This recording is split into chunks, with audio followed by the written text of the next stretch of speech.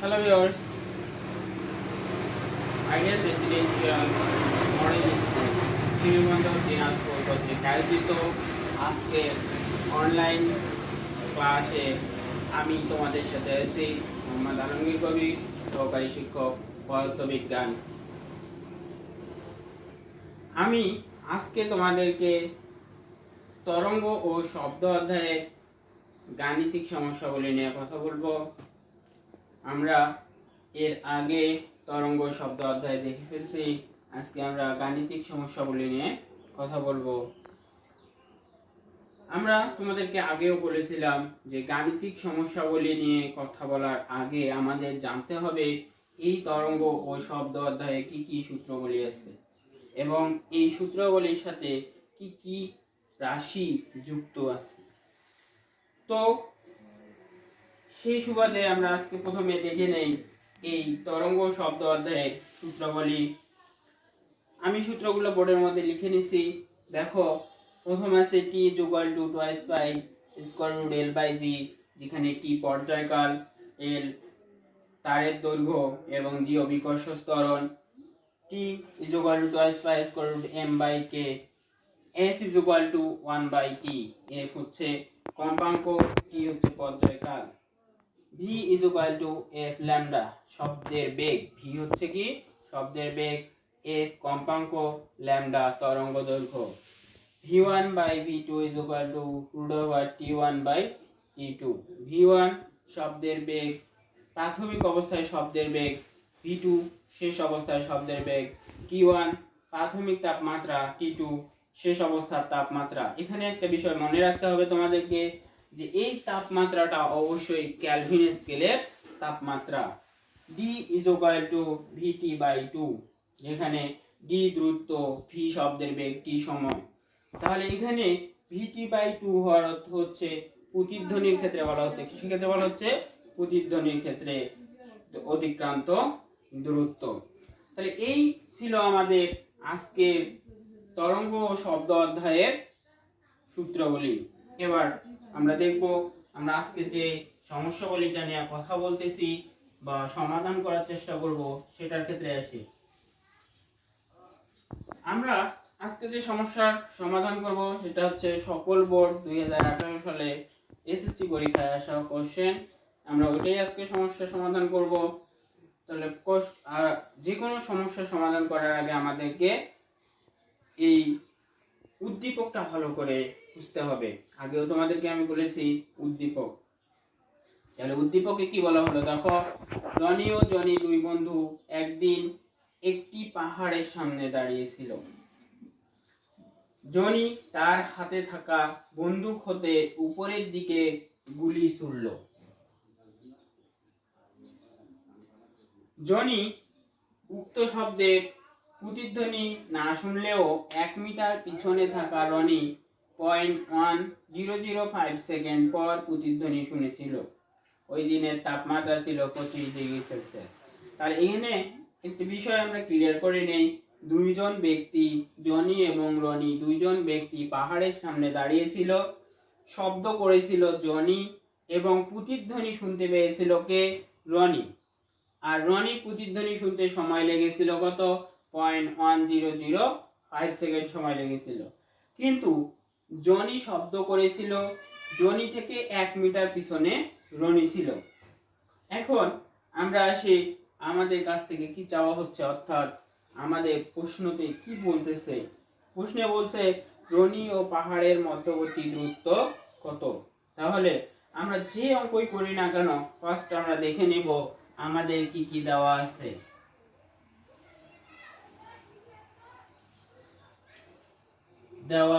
কি কি দেওয়া আছে বলা হচ্ছে রনি ও পাহাড়ের মধ্যবর্তী দূরত্ব। যেহেতু রনি প্রতিধ্বনি শুনতে পাইছিল তাই আমাদের জানতে হবে রনি কত সময় পরে প্রতিধ্বনি শুনলো।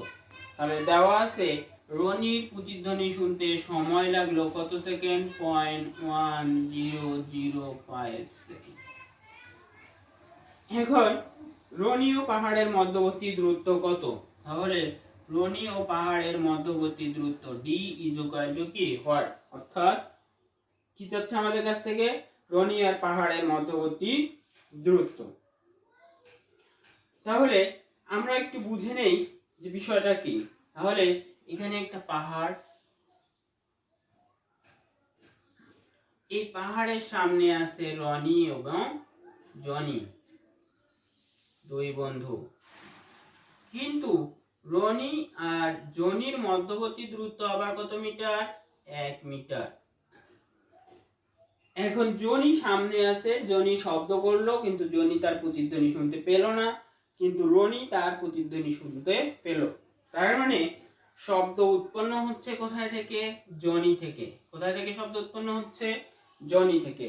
জনি থেকে শব্দ উৎপন্ন হয়ে পাহাড়ে আঘাত করবে, আঘাত করার পর কি করবে? সেই শব্দটা ফিরে আসবে। এই ফিরে আসা শব্দটা রনি শুনতে পাবে। আর এই রনি শব্দটা শুনতে পাওয়ার সময়টা দেওয়া আছে এত সেকেন্ড। তার মানে আমাদেরকে জানতে হবে শব্দের বেগ কত। তোমরা জানো এখানে দেওয়া আছে ওই দিনের তাপমাত্রা 25 ডিগ্রি সেলসিয়াস। তাহলে ওই দিনের তাপমাত্রার আমাকে শব্দের বেগ কত বের করতে হবে। এখন কথা হচ্ছে এই দূরত্বটা কতটুকু। আমরা জানি না রনি থেকে পাহাড়ের দূরত্ব কত। আমরা ধরে নেই রনি এবং পাহাড়ের মধ্যবর্তী দূরত্ব ডি মিটার। কত মিটার? D metre. তাহলে রনি আর পাহাড়ের মধ্যবর্তী দূরত্ব ডি। তাহলে আসার সময় দেখো শব্দটা আসার সময় ডি মিটার আসছে, বাট শব্দটা কিন্তু যাবার সময় ডি মিটার যায় নাই। কারণ সে কি ছিল? জনি যেখানে শব্দ উৎপন্ন করছে সেখান থেকে শব্দটা ডিএস চেয়ে 1 মিটার কম অতিক্রম করছে। আমরা যে প্রতিধ্বনি সূত্র জানি যে প্রতিধ্বনি মানে কি 2D = কি VT, কিন্তু এখানে দেখো 2D = VT হবে না। কারণ কি? কারণ জনি শব্দ উৎপন্ন করছে, জনি কি ছিল? রনি থেকে 1 মিটার সামনে ছিল। যেহেতু জনি রনি থেকে 1 মিটার সামনে ছিল, তাই এই শব্দের অতিক্রান্ত দূরত্বটা 2D হবে না। কতটুকু হবে? শব্দের অতিক্রান্ত দূরত্বটা 2D চেয়ে 1 মিটার কম হবে। অর্থাৎ রনির মধ্যবর্তী দূরত্ব যদি আমরা D ধরে নেই, তাহলে শব্দের অতিক্রান্ত দূরত্ব হবে 2D - 1। এখন আমাদের এই ভি লাগবে, অর্থাৎ 25 ডিগ্রি সেলসিয়াস তাপমাত্রায় শব্দের বেগ কত। তাহলে আমরা বের করে নিতে পারবো 25 ডিগ্রি সেলসিয়াস তাপমাত্রায় শব্দের বেগ। আমরা একটু এটা মুছে দিলাম।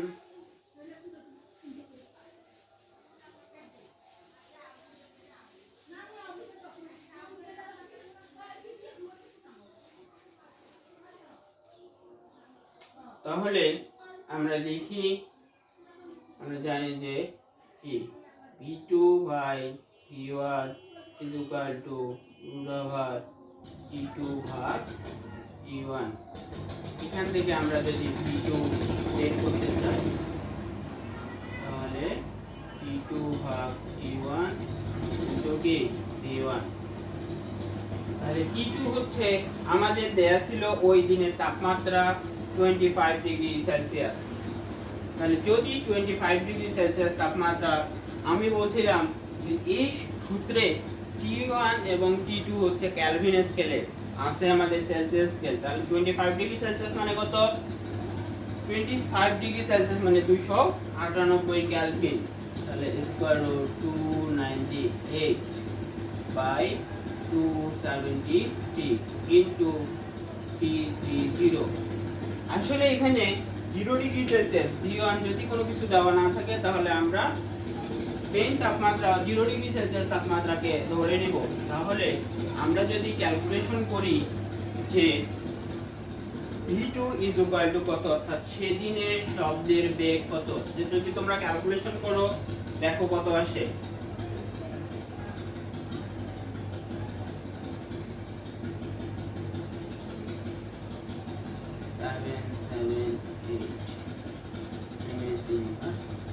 তাহলে এখানে সেদিনের শব্দের বেগটা ছিল 344.778 মিটার পার সেকেন্ড।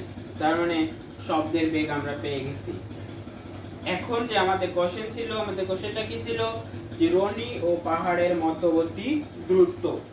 তাহলে আমরা দেওয়া সেটা পেয়ে গেলাম। এখন আমরা কি করব, আমরা জানি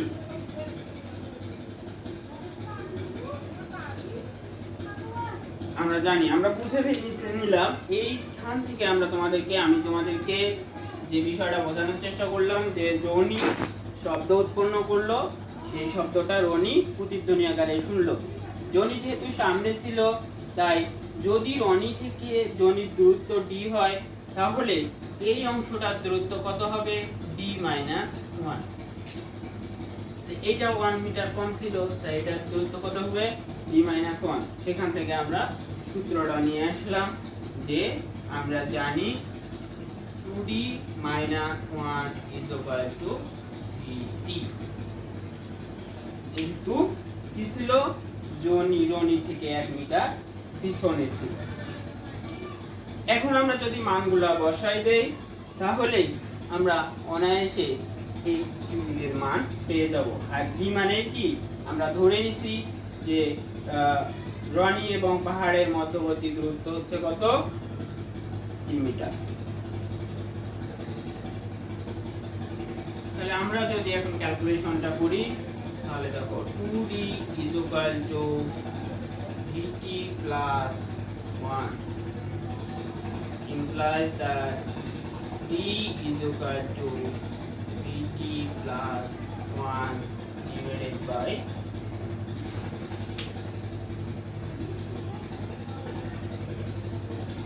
তোমরা এখন মানগুলো বসাই দাও। v বলতে সেদিনের শব্দের বেগ,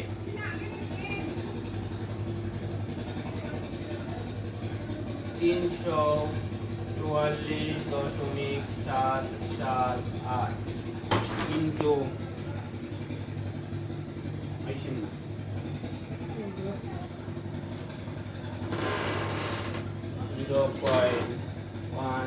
0.1005 প্লাস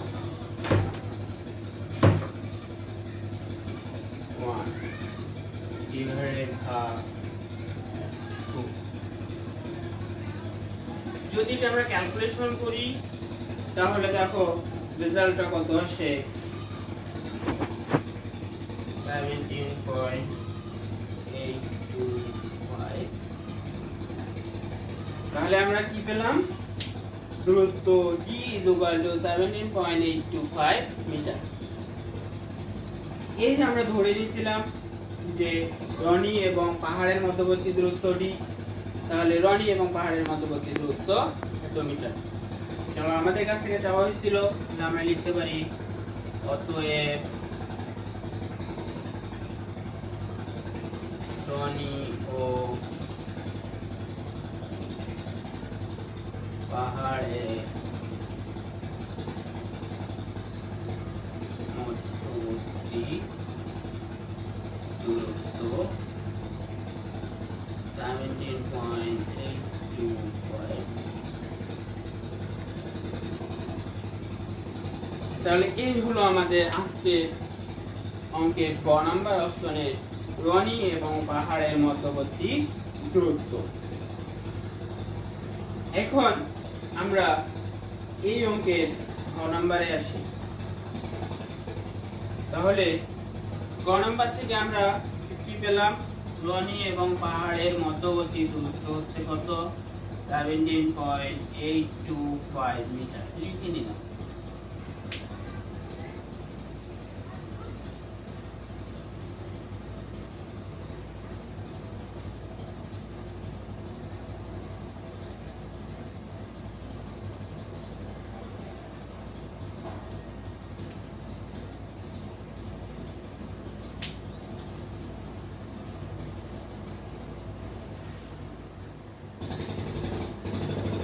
ঘ নাম্বার দেখো, ঘ নাম্বারে বলা হলো ওই সময়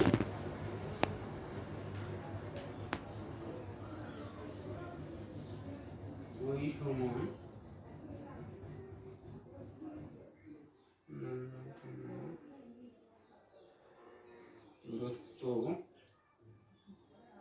কত হলে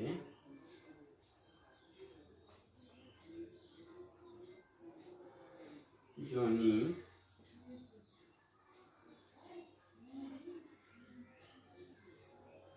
প্রতিধ্বনি শুনতে পাবে।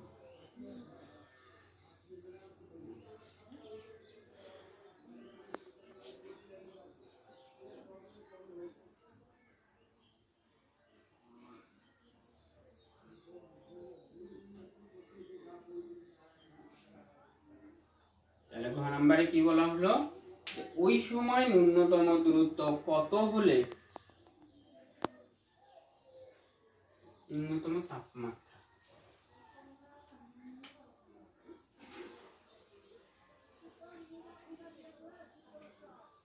ঘ নম্বরে বলা হচ্ছে ওই সময় ন্যূনতম তাপমাত্রা কত হলে জনি প্রতিধ্বনি শুনতে পেত। আমরা গ নম্বরের ক্ষেত্রে দেখেছিলাম যে পাহাড়ের সামনে জনি এবং রনি ছিল, তারা এখানে কে ছিল, জনি, আর এখানে ছিল রনি। তাহলে আমরা এই দূরত্বটা পেয়ে গেলাম, যেটা পাইছি কত, 17.825 মিটার।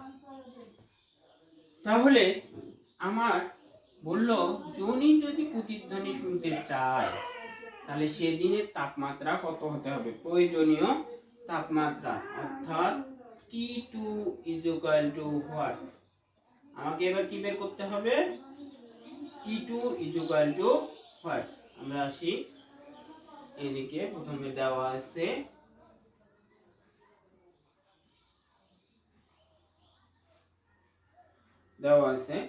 তাহলে দেওয়া আছে এবার জনি থেকে পাহাড়ের দূরত্ব কত, আমরা বের করে নেই, জনি ও পাহাড়ের দূরত্ব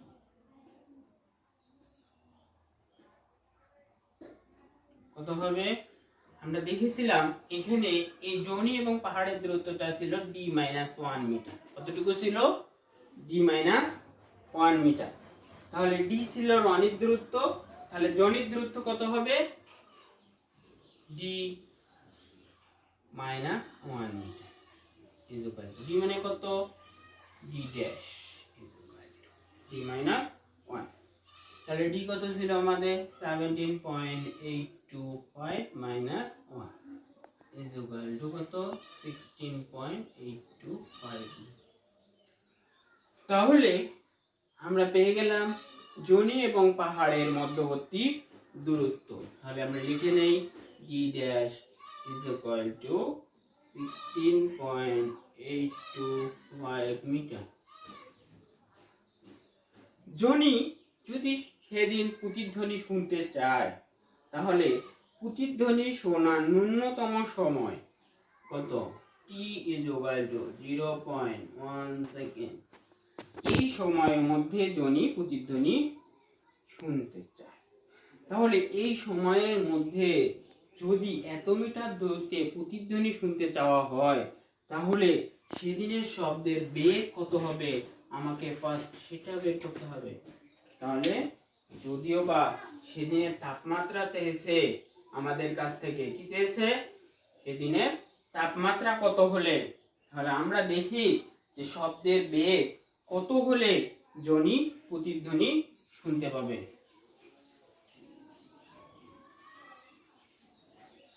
আমরা কি জানি, আমরা জানি কি জানি, আমরা v is equal to 2d dash by k।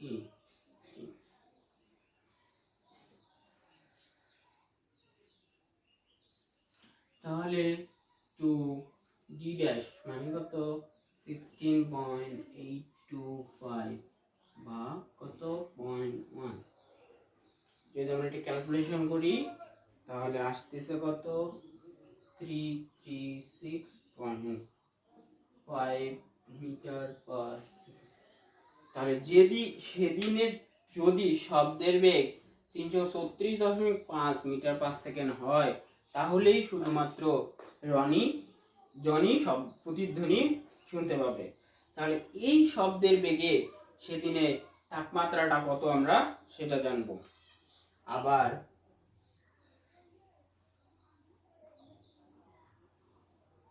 আবার আমরা জানি কি v1/v2 is equal to a square root t1/t2 implies that আমরা একটু t2 বের করব। এটা পেশে নিচ্ছি আমরা t1/t2 is equal to v1 square by v2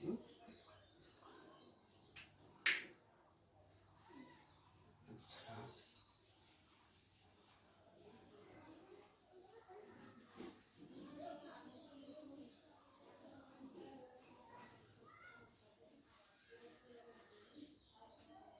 আমরা যদি t2 চাই তাহলে আমরা লিখি এবার implies that t2 is equal to v2 square ভাগ v1 square into t1।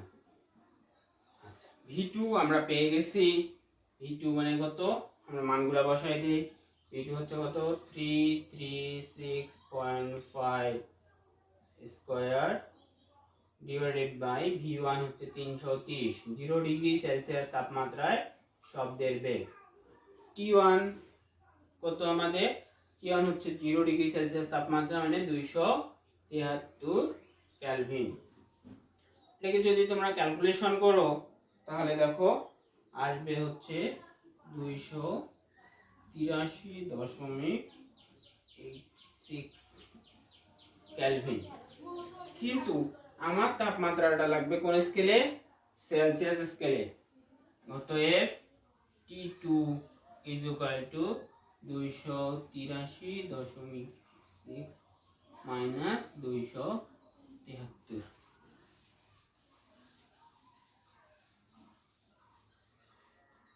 that is equal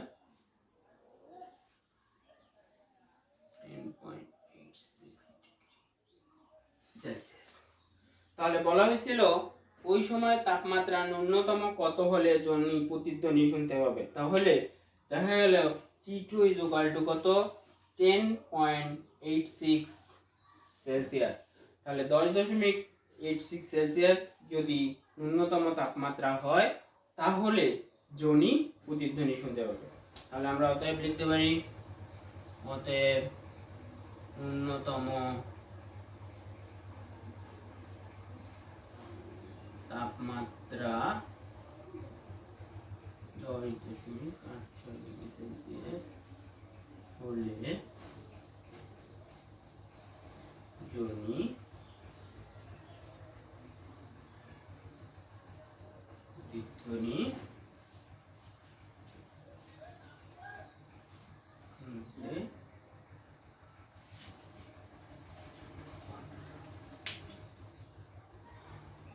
student, আজকে আমাদের এই পর্যন্ত ক্লাস ছিল। তো আমরা দেখে নিলাম যে প্রথমে যেটা চাওয়া হয়েছিল গ নম্বরে ধ্বনি এবং পাহাড়ের মধ্যবর্তী দূরত্ব আমরা পেয়ে গেছি। ঘ নম্বরে আমাদের কাছ থেকে চাওয়া হয়েছিল যে ন্যূনতম কত তাপমাত্রা হলে প্রতিধ্বনি শুনতে পাবে, তাহলে আমরা পেয়ে গেছি যদি ন্যূনতম তাপমাত্রা 10.86 ডিগ্রি সেলসিয়াস হয় তাহলে ধ্বনি যে স্থানে দাঁড়িয়েছিল সেই স্থান থেকেই সে প্রতিধ্বনি শুনতে পারবে। এই তোমরা এই অঙ্কটা করবে আজকে এবং এই নিয়মে যে অঙ্কগুলো আছে তোমরা নেক্সট আবার করবে। আমরা নেক্সট টাইম পরবর্তী ক্লাসে নতুন অঙ্ক অর্থাৎ এই তরঙ্গ শব্দে আরও যে বাকি সমস্যাগুলি আছে এই সমস্যাগুলি নিয়ে কথা বলবো। Thank you viewers, thank you all students.